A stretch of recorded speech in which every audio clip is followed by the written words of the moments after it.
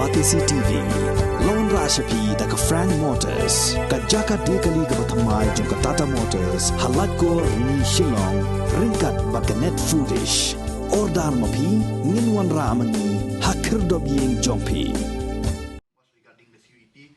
Kekasih Students Union Nehu Unit Kaladawan ki bor penyai jong ke Nehu bagi day ban penbiang shwa ya baro ki jingdon kam ki bakerke hakatai ke skul ba bad hadin kata sawanra ya ke ketin Japan.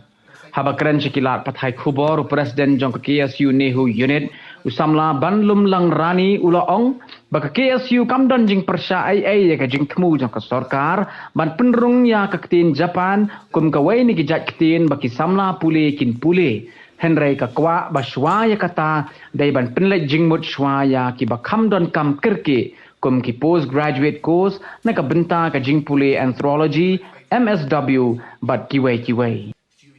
by day bat mo lang ba ngirong isyo lang ba kelat pathai kebor nak kaliang lang ba deputy chief minister jong jela jongi ba pertun tensong ma yong ban saplino kita ke Japanese course na Japanese language tipo school ba ni hu nak kaliang jongi kum kesinat trikam badan jong seng badan tipo school ba imbong bangi persya dari swa ban wanra kita beli ladi men penbiang swa jing don kam bakelki ke badan kam school ba ni hu ma kibun kidon ki course ki UG course ki badan po ki college po nang ba Shillong po ni hu mentakan padon ban le kita PG course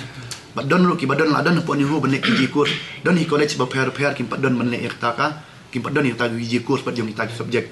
te nga supong gumnia ba haswa ban pai khmat cha kata ka Japanese language ka sarkar jela ka adi ban pai khmat ka adi ban ajimut chwa cha po kinong penia jong ni hu lane cha kata ka sarkar kimi ba hab ban kentiu ya kini kiwi ki ba ladan lupa hakiwi pat ki benta bat hapo ni hu pat don bat ia Japanese language kim saipet hadin melabet labiang chwa ki jing don kam baro ki ba ngi don kam palat hakini ki por ba menta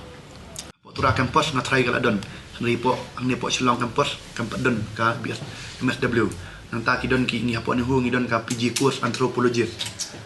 te hapo ki don ki college po nang ba Shillong kim bampat don ni ta anthropologist